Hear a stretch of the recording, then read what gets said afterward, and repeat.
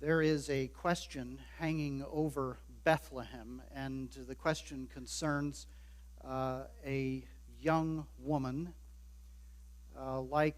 maybe the young woman in this drawing by the Frenchman Millet, a young woman who is vulnerable, who is deeply in trouble. She is a widow at this young age, and she is a Moabite.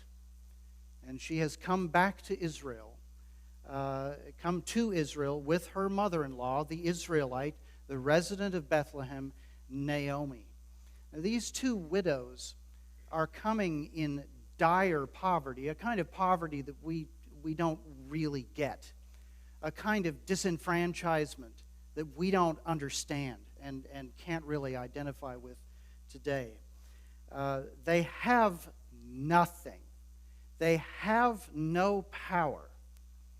And the question hanging over the city of Bethlehem, as Naomi has come back with her grievances against God, as we saw last week, with her sense that God is against me and has worked bitter things in my life, that as she comes back with her daughter-in-law in tow, a Moabite woman, an enemy of Israel. And this is not just ethnic hatred.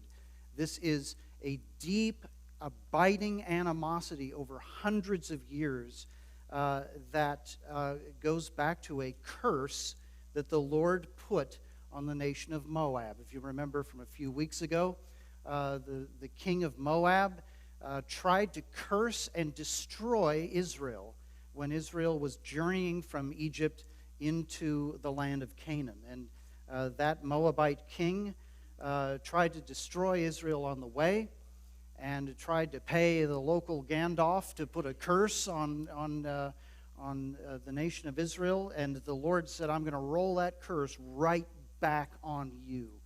You are now under my wrath permanently. And he has, in Deuteronomy 23, excluded all Moab from Israel. Moab will never enter the assembly of Israel. That nation is cursed to the 10th generation.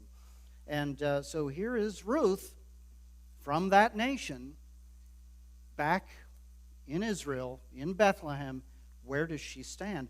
The question is, what's going to happen to her? How are the people of Bethlehem going to relate to her? Are they going to hate her? Are they going to be pushing her away? Are they going to insult her? Are they going to do worse? So we have an excluded foreigner by the law of God. Now here's the thing that I find interesting about this. If you are so inclined, and if as a citizen of Bethlehem, if you are so inclined, you can take Deuteronomy 23 and you can apply it straight across to Ruth, the Moabite widow, and you can say, I've got all the justification I need to pay no attention to her, to exclude her from everything that I am part of, and to, in fact, resist her being in our town. You've got justification to do that if that's what you're looking for. But the question is more complicated than that, because the law is bigger than just Deuteronomy 23. I've asked you to open to Leviticus 19. This is a series of laws about how people are to be treated in Israel, and in particular, someone called the sojourner. Look at verses 9 and 10.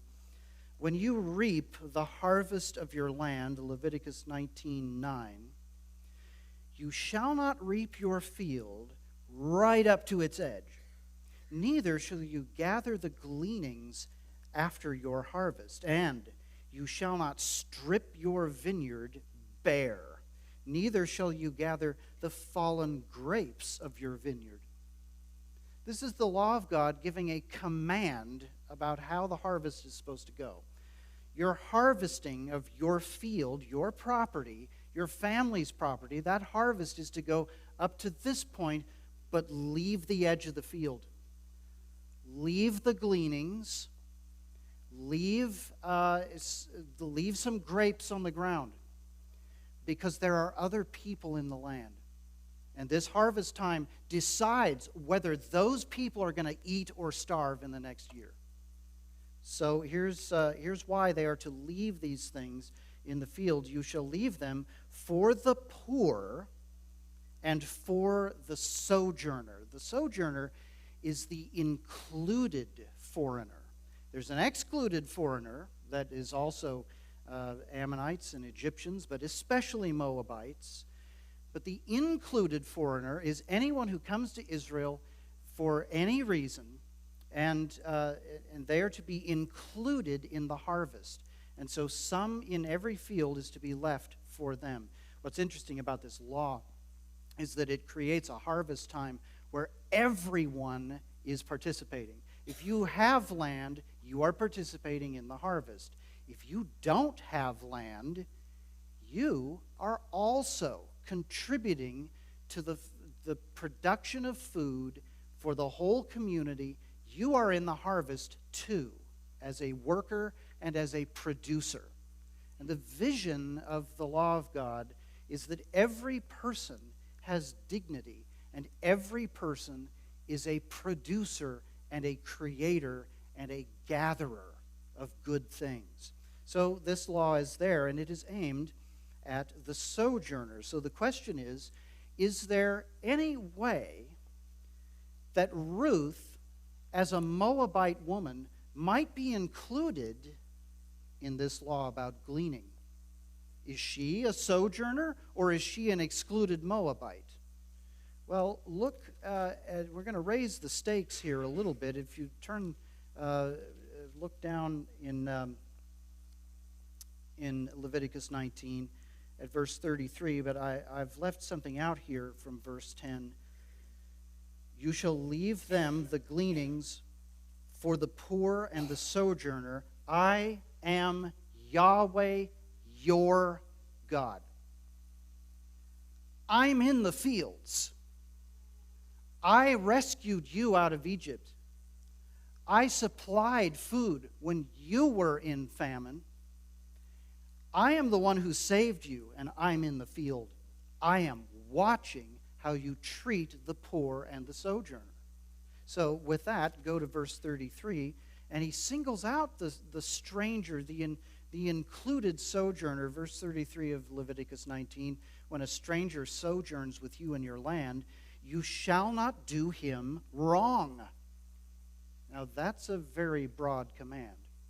You shall not do anything to a sojourner who's living in your land that would be wrong, harmful, destructive to that person, or, God forbid, break the law of God toward that person.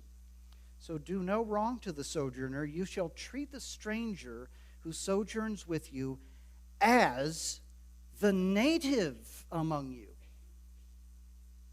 So if they're sojourning with you, you treat them as if they belong here, as if they're part of the community. Treat them like a born Israelite.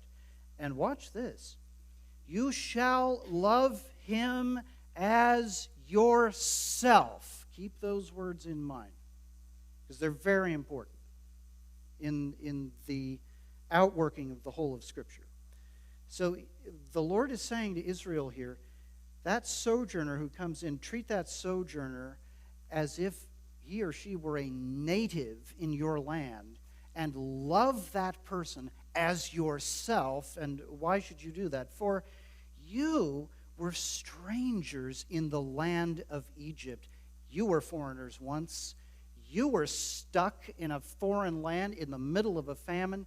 You were vulnerable, and I was with you, and I am Yahweh, your God. Notice the repetition of that. I redeemed you. I redeem the foreigners. I am caring for them through you. And I'm watching. I'm in the field with you during the harvest. So there are these laws here that call Israel, that call the people in Bethlehem to say, there's a foreigner living among us. She is from the nation of Moab. But we have obligations to treat foreigners in a certain way. How do we resolve this? Look with me, beginning at verse 11 of Leviticus 19. We resolve it with impartiality. We know the law of God, and we are to apply it. And we are to look at how individuals are acting, and we are to treat them according to the law of God and according to what He prescribes. So let's look at some of this. Chapter 19, verse 11. You shall not steal. You shall not deal falsely. You shall not lie to one another. You shall not swear by my name falsely and so profane the name of your God. I am Yahweh. I live with you. I am watching. I am listening. Watch this, verse 13. You shall not oppress your neighbor or rob him. The wages of a hired servant shall not remain with you all night until the morning. Pay him on time. You shall not curse the deaf. If they're vulnerable in their hearing, don't curse them in a way that they can't hear. And you shall not put a stumbling block before the blind. If they're vulnerable because they can't see, don't put a stumbling block right in front of them and exploit their vulnerability. But you shall fear your God. I am the Lord. I'm the Redeemer of all people, the people in Israel and the people outside Israel. You shall do, watch this, verse 15, no injustice in court. You shall, I notice this in particular, you shall not be partial to the poor or defer to the great. The individual stands or falls on his or her own character and actions in court. You treat them the same according to the law of God. The law of God applies to the poor. It applies to the great. Make the application, no partiality. In righteousness you shall judge your neighbor. You shall not go around as a slanderer among your people. You shall not stand up against the life of your neighbor. I am the Lord. I am watching. I am redeeming all of this.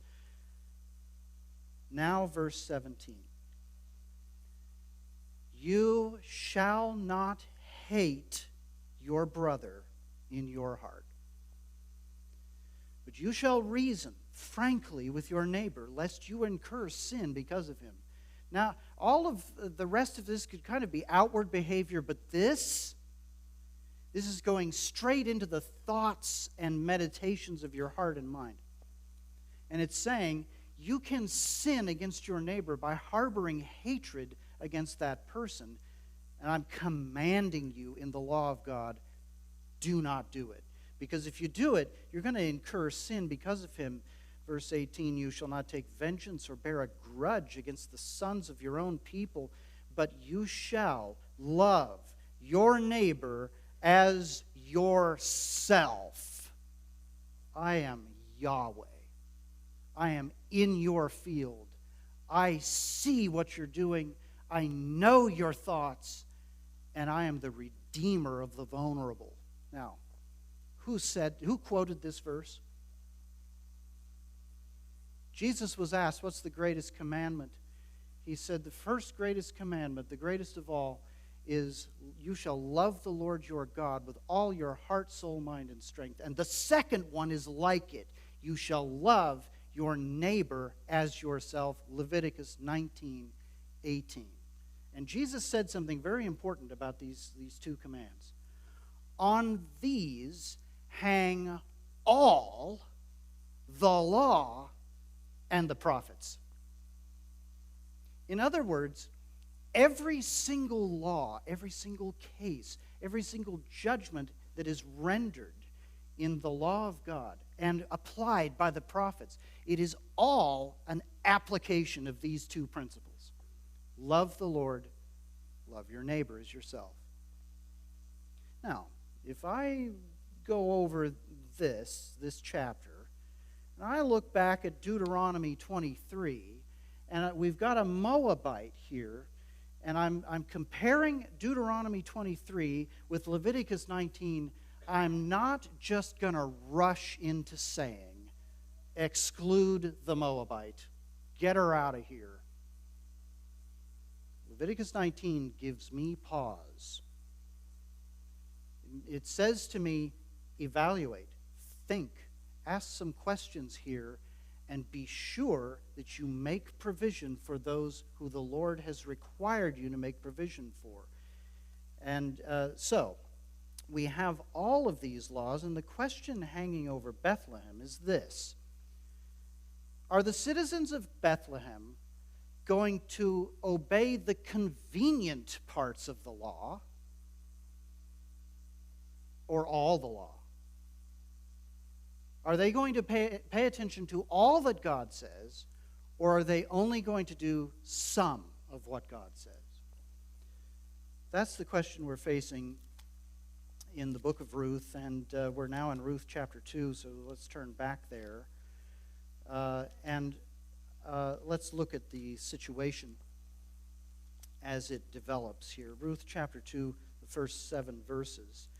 So Ruth, the Moabite, and Naomi, her Israelite mother-in-law, have arrived in Bethlehem. They have returned at the time of the barley harvest. That is to say, this is the time when it will be decided, are you going to eat this year or are you going to starve? Because the harvest determines what will happen for the rest of the year. So, it's very simple. If Ruth is excluded from the harvest, she will die and Naomi will die because they have nothing. Nothing. And they are frozen out of the economy because of their status as widows, unless the Israelites obey the whole law of God.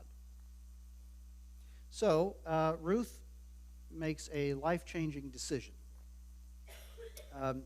It's actually a decision, as we will see, that changes the course of the history of Israel. It's a decision that sets something in motion that no one could have predicted at the moment she made this decision. She makes the decision to go out and glean. Look at chapter 2, verse 2 of the book of Ruth. And Ruth the Moabite, notice how the author is emphasizing this, said to Naomi, let me go to the field and glean among the ears of grain after him in whose sight I shall find favor. And Naomi said to her, go, my daughter. So she set out and went and gleaned in the field after the reapers. What is she doing? She is saying, I am going to provide for you, Naomi, my mother-in-law. I have pledged to be with you. I am friendship to you. And that's the meaning of her name, Ruth. And I am going to go out there and I am going to work and produce whatever I can to sustain our lives.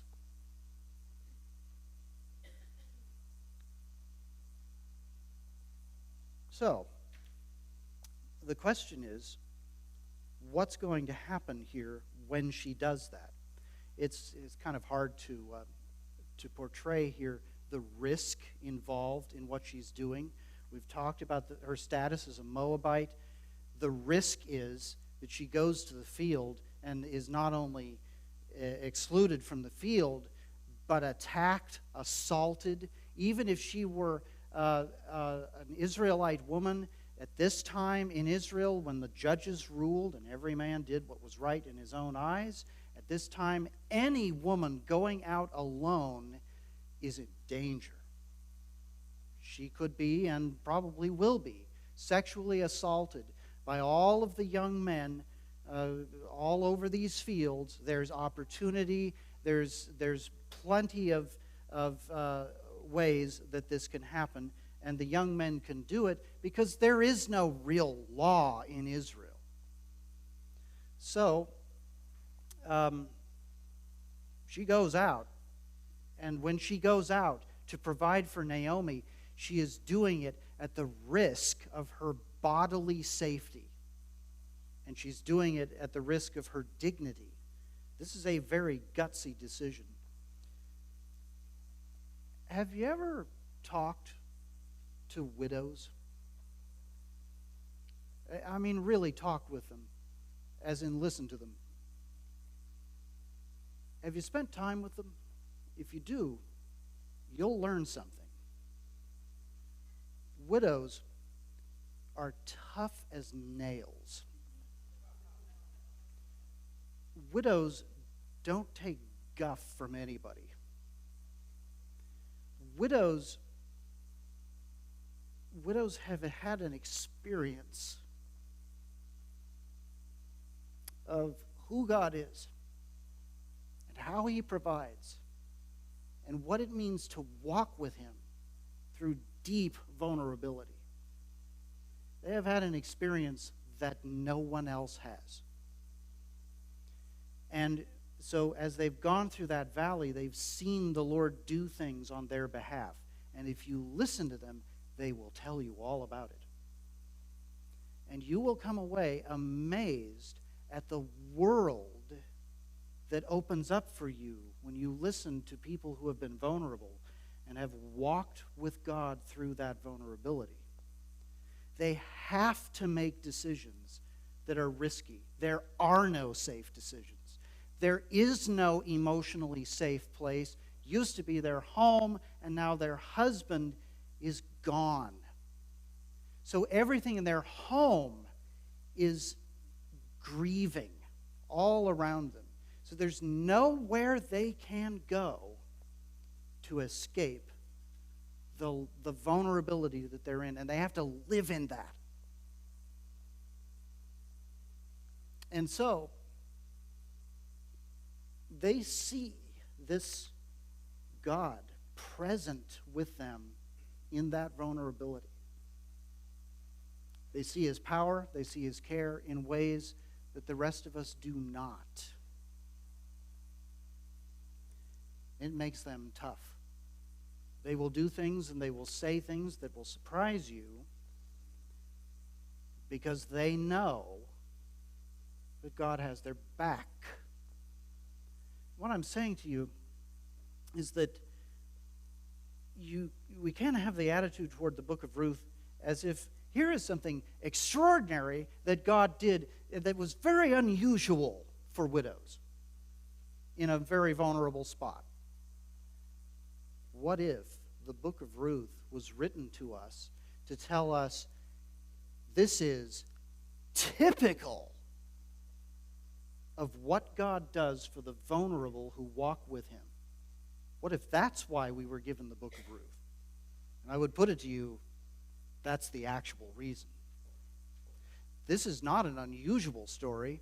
This is an example of something Yahweh, the Redeemer of Israel, who lived with His people and dwelt in the fields. This is something He was doing all the time, day in, day out. And we never noticed it. So Ruth is making this very gutsy, risky, physically dangerous decision because she's walking out into, as we would say, a man's world. So here you've got this man standing in his field in evening at the end of the day. He's the boss. At harvest time, he's only got one thing on his mind. Get the crop in, and get it in now. Get all of it. Get everything you can, because this is all we've got, and this is the only moment we can get it. I don't know what the weather's going to do tomorrow. I don't know what kind of blight might come along, what kind of attack might come through here. There's so much I don't know. Get the crop in. Get it in the storehouse, protect it, and then we can know that we will be able to feed ourselves for the next year. In other words, the boss can be very focused on himself. Now, I want us to look at a new character in this story. The boss in this field is off screen. He's not on camera yet. he's only talked about, we get introduced to him in the first verse of chapter 2. Now Naomi had a relative of her husband's, Elimelech, a worthy man of the clan of Elimelech, whose name was Boaz. A worthy man, which makes us think of like an old-fashioned photograph of somebody very stiff and unsmiling, staring into the camera. Worthy. A worthy citizen. That's actually not what it says. It says he was a strong man of strength. Two different words for strength piled on top of each other, which is a Hebrew way of saying, do not mess with this man. He's a man of valor, and he knows what to do if you cross him. This is a serious character. He's strong physically. He's strong financially. And he's strong in his reputation in the community. Everybody's dissing John Wayne. And I don't like it because John Wayne was a cowboy. And cowboys had a code.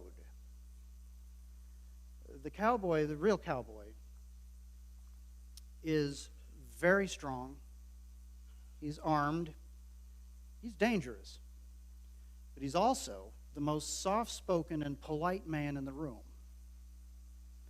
He will defer to people who are not as strong as he is. He will escort them, care for them.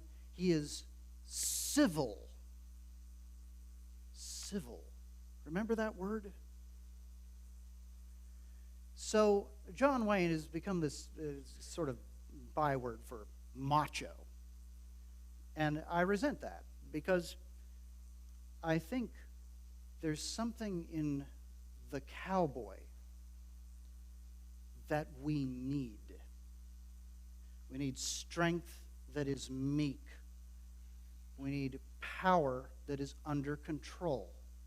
We need civility. I've been privileged to know some real cowboys in my life, and they all have this code. They operate this way. You do not want to cross them, but they are the safest men in the room. They're the safest men in town. And my great-grandpa was a cowboy. His nickname was Popo, and he was a short little guy, I guess. And he was extremely strong, and he was a wrestler. He had learned some move. No one quite knows what this move was or where he learned it or how he got it, but he could pin any man of any size before you could say yippee-ki-yay. He would go to church picnics, and guys would challenge him. The guys who didn't know what they were in for. Guys twice his size. And they challenge my great-grandpa, and all their friends are saying, bruh. They would run at him, and they would be pinned instantly, and no one knows how he did it. He was a cowboy, and he was powerful, and he was gentle. Gentle, civil, safe.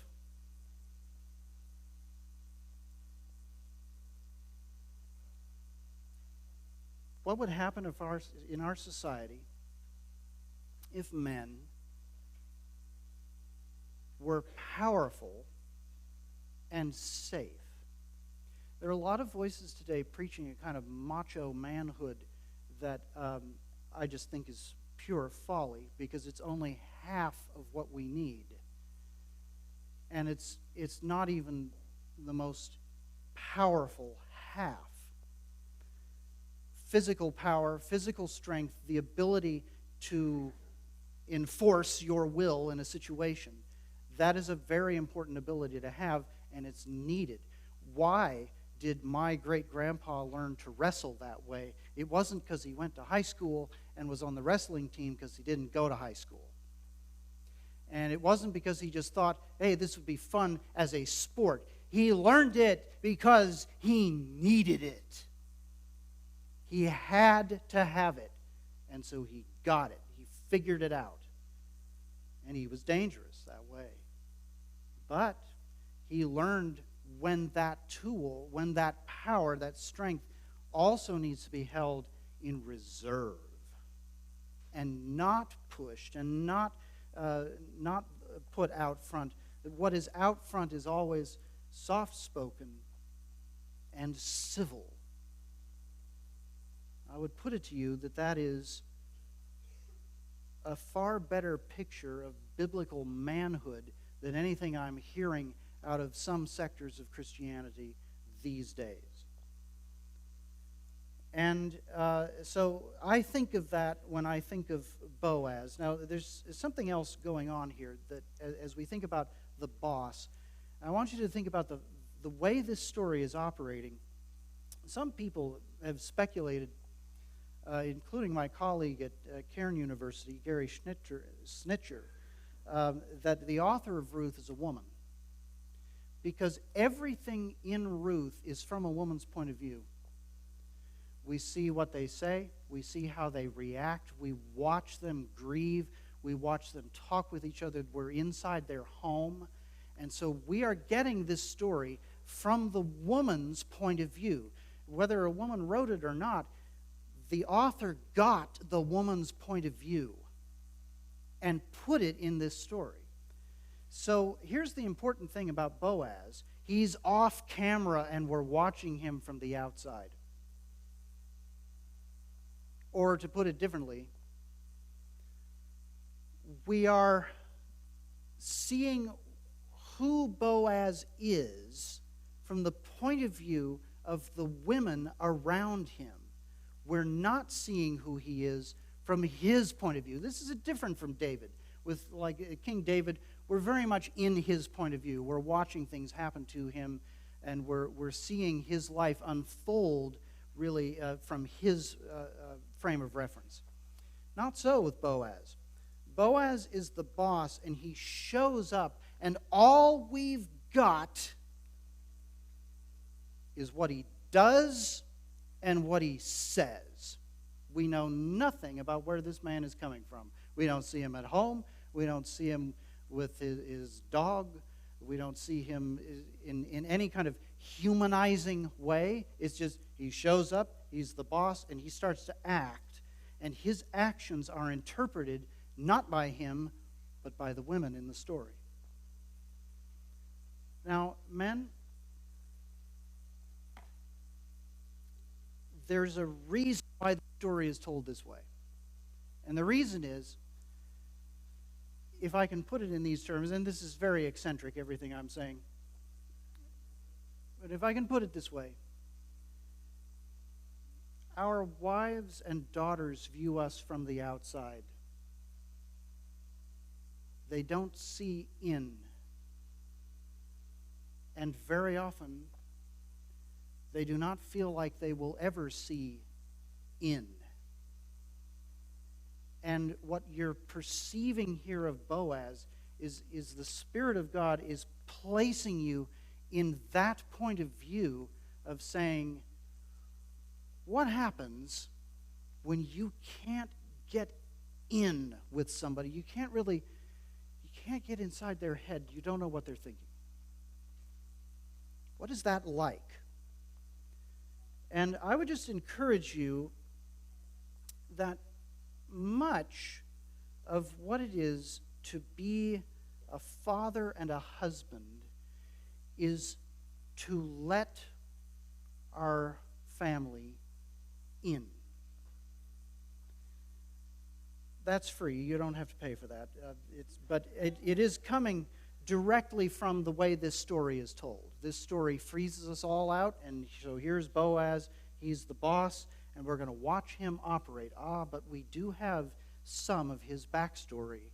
We have the law of God. We have Leviticus. Pro tip, if you want to understand Old Testament stories, know the law, because Old Testament stories are told with the law as a backdrop, and the words of the law and the actions prescribed and prohibited in the law will be told in these stories as if you've read the law. The Old Testament should come with the label, some assembly required. So we're going to do that right now. Here comes Boaz. Behold, Boaz, verse 4, came from Bethlehem, and he said to the reapers, Yahweh be with you. First thing out of his mouth, what is it? A blessing. A blessing. And a reminder. The God of Israel is in this field. The Redeemer of Israel is right here with us. Yahweh be with you. And here's the thing that tells maybe the most about Boaz. He said to the reapers, Yahweh be with you. And they answered, Yahweh bless you. What does that tell you? Pro tip number 2, if you want to understand the way some of these Old Testament characters are operating, watch how they interact with their underlings and how they bring their servants and their employees and their stewards into the things that they are doing. You can watch this with Joseph, you can watch it with David, you can watch it with Daniel. And you're watching it here with Boaz. And what you're seeing is Boaz has a rhythm with his workers. His rhythm is, the Lord be with you. And they know how to respond. The Lord bless you. He has set a tone for this field. So he's the strongest man in the field. He can take anybody in the field because he's a strong, strong man. But when he arrives with blessing. And blessing is returned to him. So he is acting in a very different way in this time. He is acting as the steward of his field and all the people in it. So he makes another move here, verse 5. Then Boaz said to his young man who was in charge of the reapers. He asks a very important question, and he's very specific about the way he asks it. Whose young woman is this? Now, that one question tells us a lot about Boaz and his relationship with field. First thing it tells us is that his field is full of young women, sojourners, and poor people moving along behind his harvesters. What this is telling us is Boaz has set up his field as if the Lord really is there, and as if the Lord who gave Leviticus 19 and said, don't harvest all the way to the edge. Leave some for the others, and then they can participate in the harvest too. He has taken that seriously, so he knows the people in his field. And so when someone shows up in his field whom he does not know, like this young woman, he says, whose young woman is this? This is a young woman who is alone. She's out here in this field, and a young man, you know and I know the vulnerability that she faces. So, whose family does she belong to? He is asking about her place and dignity. Who is she part of? Now, we're going to see next week. He already knows the answer to this. But here's the remarkable thing. Verse 6. The servant who was in charge of the reapers answered. He knows Boaz is going to ask. You know what that means? This young man has been trained that there are young women in this field. You need to know who they are, where they belong, who their families are, so that you can take care of them. And your job, young man, and my job is to see to it that they are safe, well cared for, and that their dignity is respected. So he's trained his manager to behave this way. So when his manager looks out at the field that day, and here comes this young woman who he does not know, he is saying, he's going to ask. Boaz is going to show up in this field. He's going to point right to that woman. He's going to say, who is that? Where does she belong? And so I better have an answer. And he does. So the answer, verse 6, the young man says, she is the young Moabite woman. The young Moabite woman. There's only one of these. She came back with Naomi from the country of Moab. Well, it follows, doesn't it? If she's a Moabite woman, she came from Moab. He's emphasizing this. She's the Moabite woman who came back with Naomi from Moab, in case you missed that. She said to me, please let me glean and gather among the sheaves after the reapers. So she came, and she has continued from early morning until now, except for a short rest. What's he telling Boaz? This woman can work. She can take it. She's out here with all the rest of us, and she started when we started, and she has not stopped except for a short rest. What is he saying? He is commending her character to Boaz.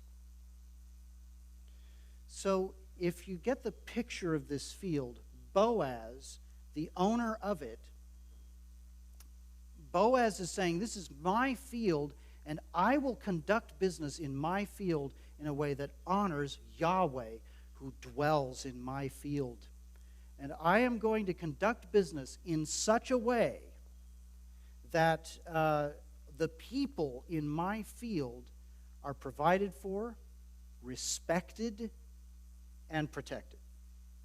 And that's all we're going to do with this today. Next week, we're going to see Boaz and Ruth have a conversation. And we're going to see Boaz resolve the question that is hanging over here. How do you include a Moabite, and why do you include a Moabite in your field? But for now, I just want us to look at the answer we've already got. The question was, are the citizens of Bethlehem going to exclude this Moabite woman? The answer is no. One citizen of Bethlehem is going to say, you're in. You're included in this harvest.